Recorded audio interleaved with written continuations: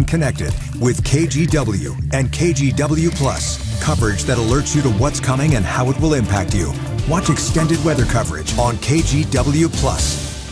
The KGW Plus TV app, streaming 24/7. Local news from the team you trust. Track how the weather will impact your day.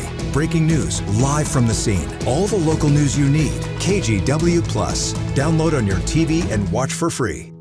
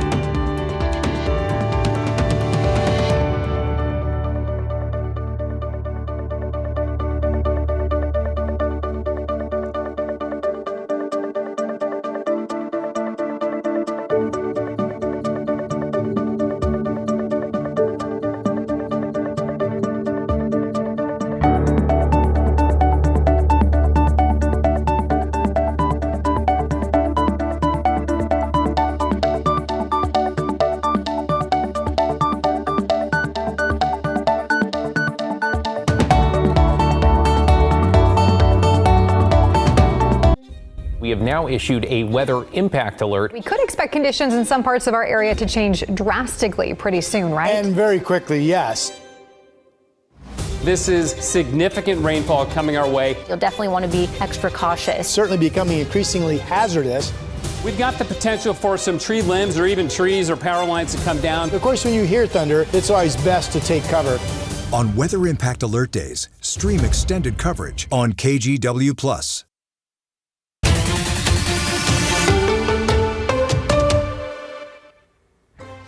Well, good evening, everyone. David Molko with you on this Thursday, and we begin this half hour with a live look at downtown Portland during what has felt like a rainier and more typical January week in the Rose City. Let's start things off with Chief Meteorologist Matt Safino with your first forecast. Hey there, Matt. All right, David. Yeah, it has been a rainy day. Look at Salem, though. You can see a little bit of a crease, a little seam in the overcast to the south there. 51 degrees, still raining down in our state's capital, and it's warmer than it is in Portland. But that rain is going to taper off later on tonight. You can see on Doppler radar, there's just a whole mess of it over the valley. Some pretty good rain, actually, just to the east of Salem right now. So it's coming fits and starts, but it's been a fairly consistent rainfall for us, the most that we've seen in quite a while, like about 3 weeks. We ended up so far with 0.35 of an inch of rain in Portland today. Lesser amounts to the south, but still, for Portland, that was a good rainfall. In fact, we look at what we've done in the month of January, and it has been, as you know, a pretty warm month. We had a stretch of cool weather here, but dry as we went through the middle part of the month. And now the rainfall, well, you know, this is our biggest rainfall today since the 7th, when we also had 0.35 of an inch of rain. So it has been pretty sparse. Showers will pick up again on Friday after decreasing a bit tonight. Then we're talking about 60-degree weather, not just Saturday either. We've got a couple chances again later next week, David. Well, it sounds like we could potentially break some records. Appreciate it, We'll Matt. be close. We'll see you in a few minutes here. In national headlines today, Democrats and the White House have struck a deal to avert a partial government shutdown and temporarily fund the Department of Homeland Security. This comes as they negotiate new restrictions for President Trump's immigration enforcement actions. Meanwhile, in the Northwest, calls are growing for more pushback from elected leaders against the White House policies. Here's Alma McCarty. What can we do and what can you do? Questions and comments from constituents inside a Forest Grove auditorium Wednesday night. We want to see more fight. We want to see everything legal, yes. And we need to see more media sound bites. We need to see more media attacks. We need to see more done in the communities. I mean relentless. I mean aggressive. I mean daily. I mean using social media. These appeals directed to Congresswoman Suzanne Bonamici during her town hall. I need to know today what you're willing to commit to. We are desperate and we are afraid, but we will not stop applying pressure. Many of these requests concerning immigration enforcement, especially in the wake of Alex Preddy's death at the hands of federal agents in Minneapolis. It is outrageous. It is heartbreaking. It is infuriating. Representative Bonamici noting she already took a stand, voting against a funding package last week that includes billions for DHS. My position is that this agency doesn't deserve another penny. They already were given way too much disproportionately. That funding bill is now in the hands of the Senate, and many Democrats, including Senator Jeff Merkley, have vowed not to support it. Well, it all stems from ICE being absolutely out of control, terrorizing communities across the country, abducting children off the street, shooting citizens dead, and all of that has to end. And that means there has to be a real debate over the Department of Homeland Security bill, so it can't be included with the other 5 spending bills.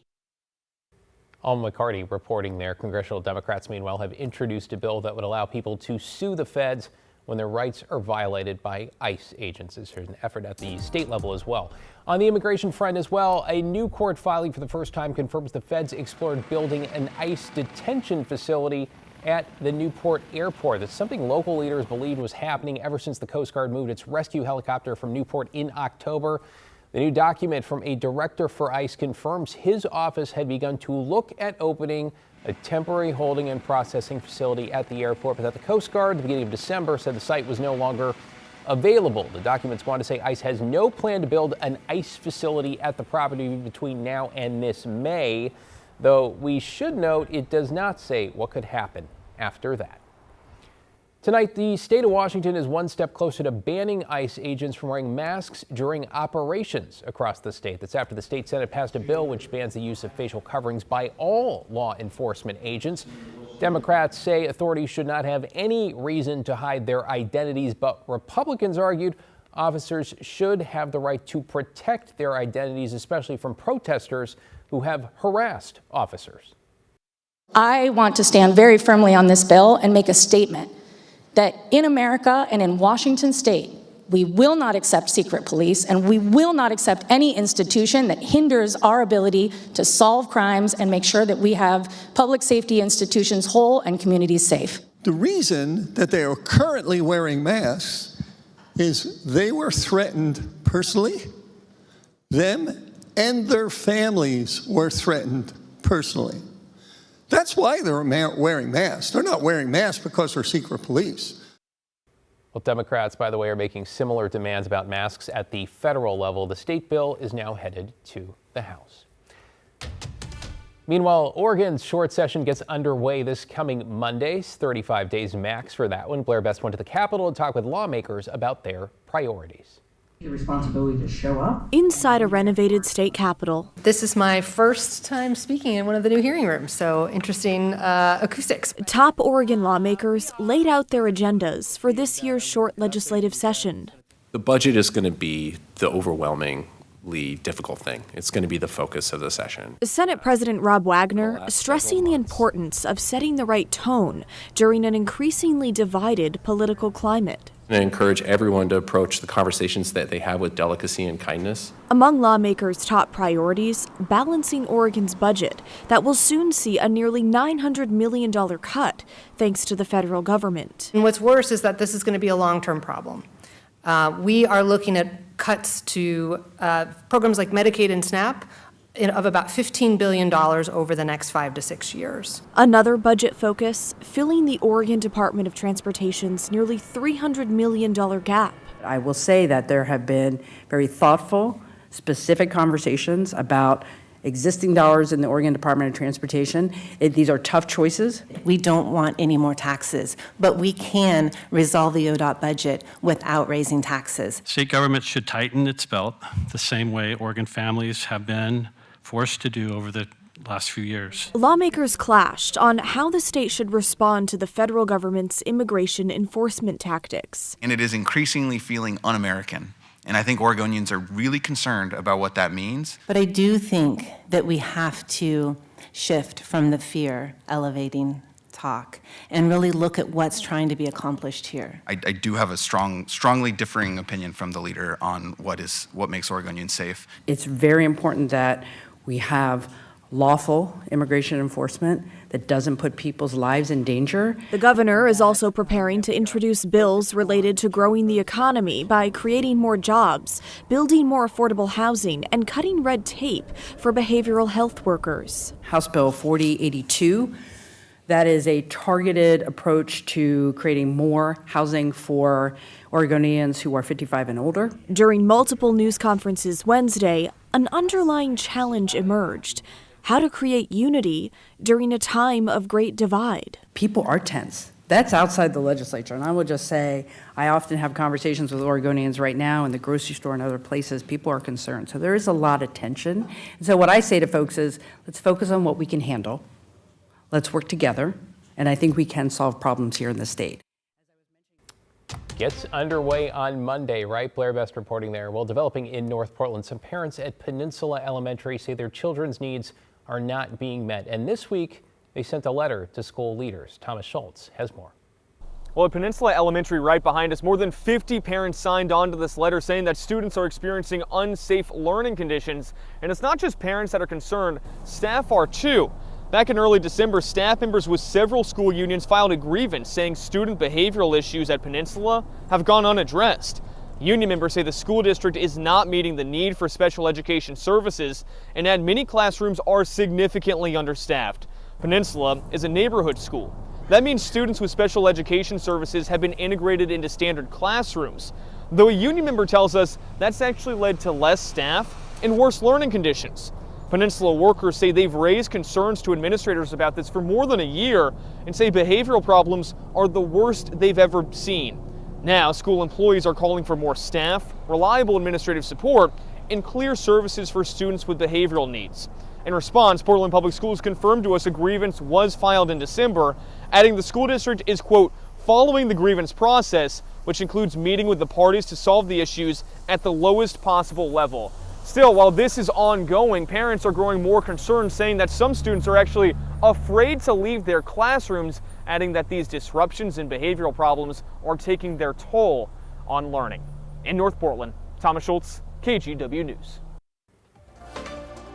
Still to come, she won gold as a teenager, then skated away from competition. What's fueling her comeback in Milan in the latest edition of 10 to Watch. Wow, that's next. Taking a live look as well for our Visit Seaside Sky Camera. Matt's full forecast, including the weekend, coming up in just a couple of minutes.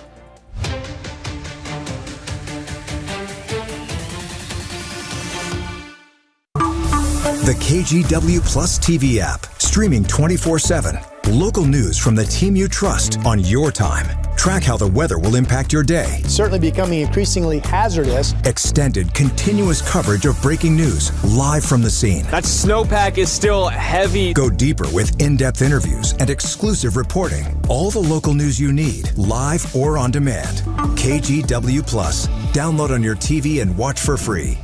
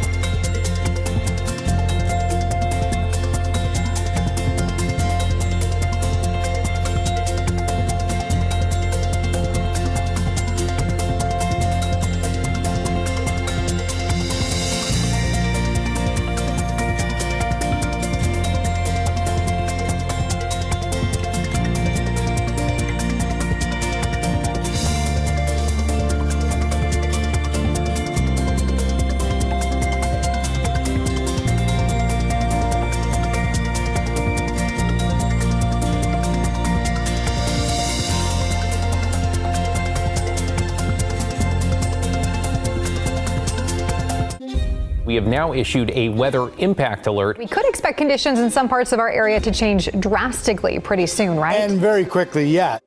This is significant rainfall coming our way. You'll definitely want to be extra cautious. Certainly becoming increasingly hazardous. We've got the potential for some tree limbs or even trees or power lines to come down. Of course, when you hear thunder, it's always best to take cover. On Weather Impact Alert Days, stream extended coverage on KGW Plus.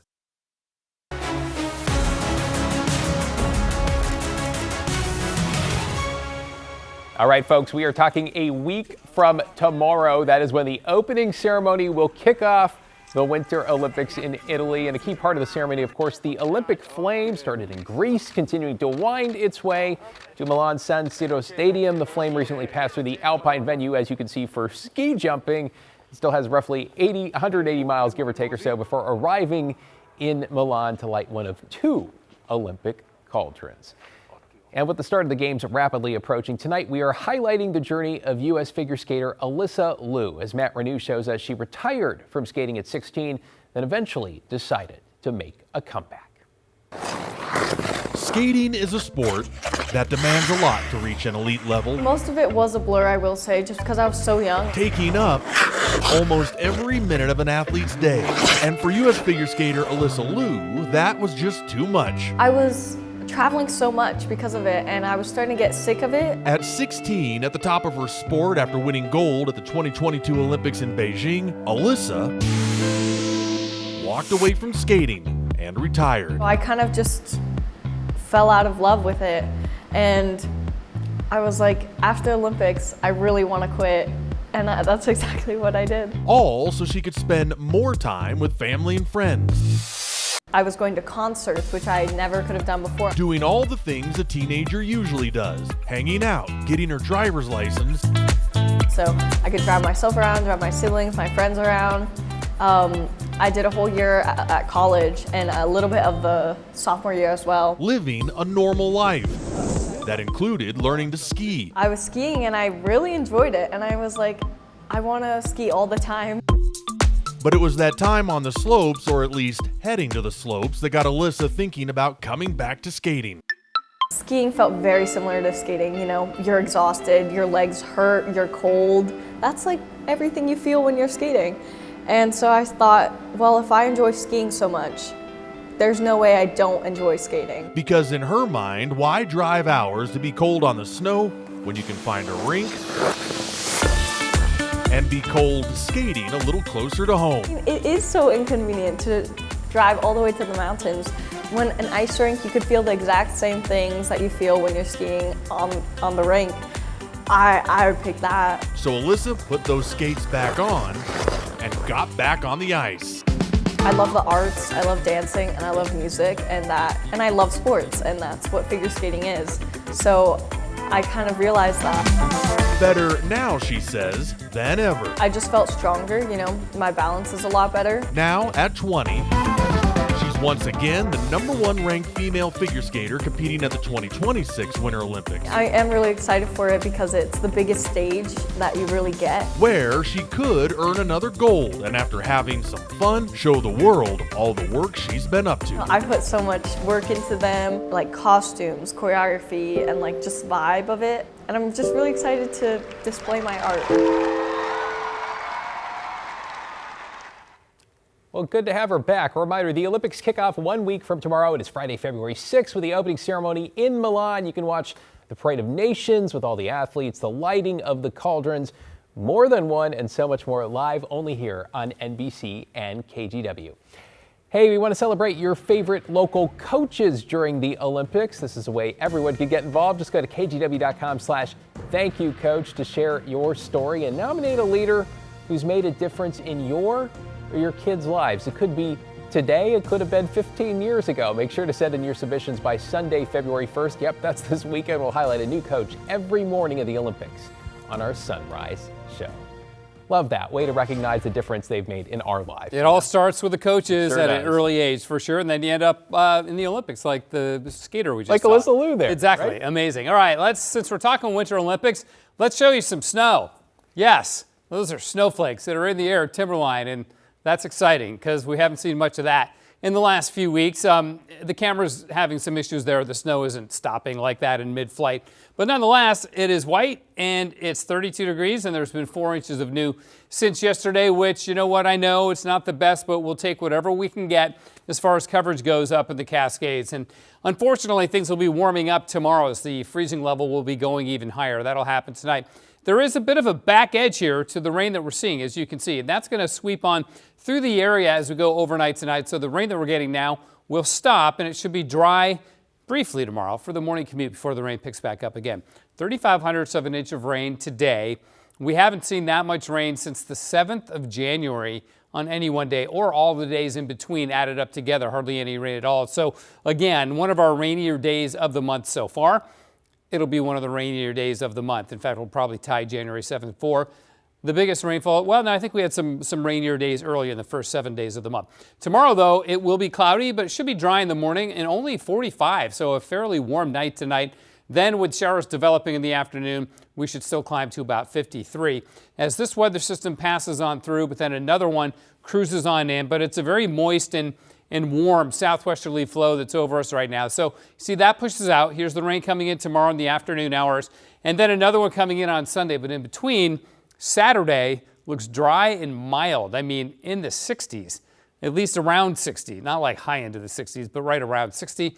And then we may get nicked with a bit of rain on Groundhog Day itself on Monday, otherwise just cloudy. And then next week, we are off to the races with some really mild weather. This is an offshore flow pattern, but it's not coming from a cold air mass. It's coming from pretty warm air mass. So we'll probably see some 60-degree weather next week for a couple days in a row. Here are the records. Saturday, 62.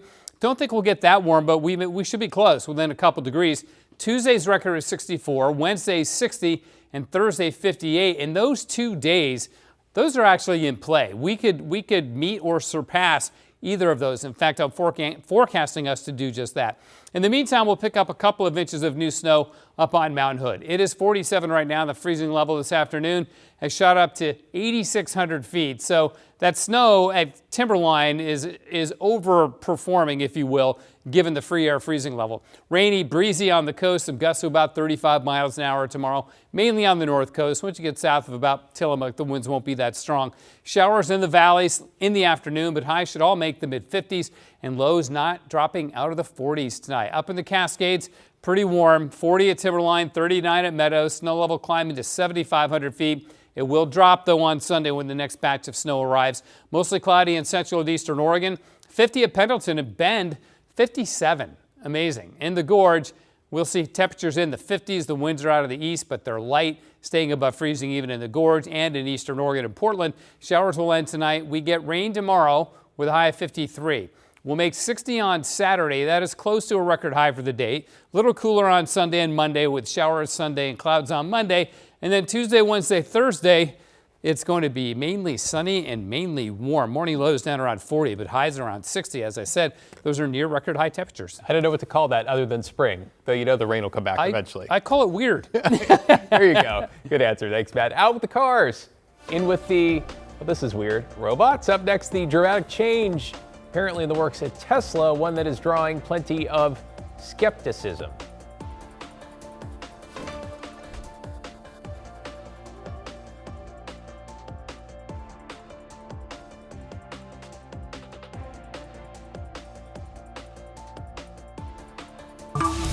The KGW Plus TV app, streaming 24/7. Local news from the team you trust on your time. Track how the weather will impact your day. Certainly becoming increasingly hazardous. Extended, continuous coverage of breaking news, live from the scene. That snowpack is still heavy. Go deeper with in-depth interviews and exclusive reporting. All the local news you need, live or on demand. KGW Plus. Download on your TV and watch for free.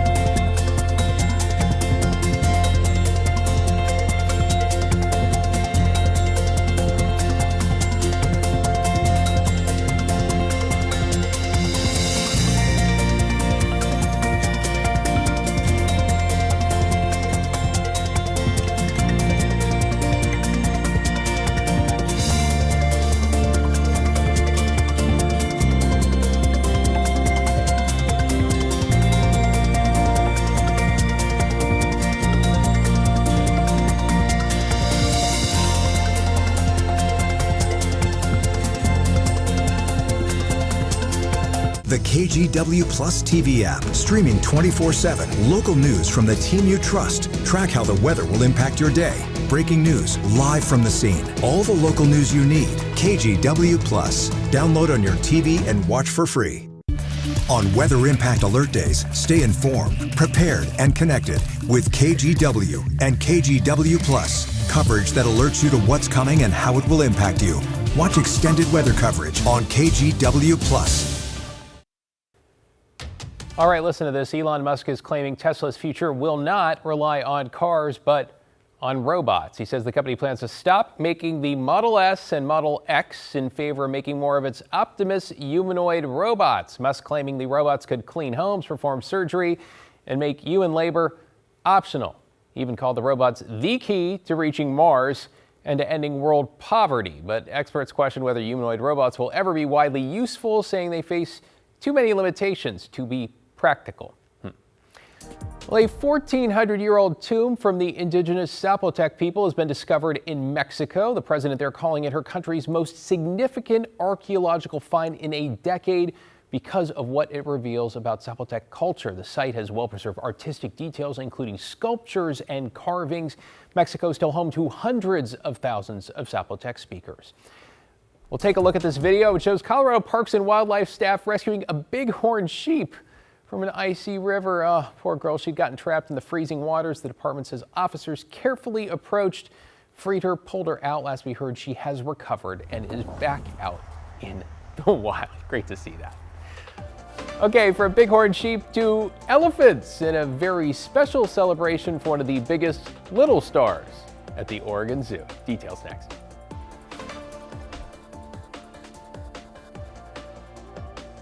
We have now issued a weather impact alert. We could expect conditions in some parts of our area to change drastically pretty soon, right? And very quickly, yes.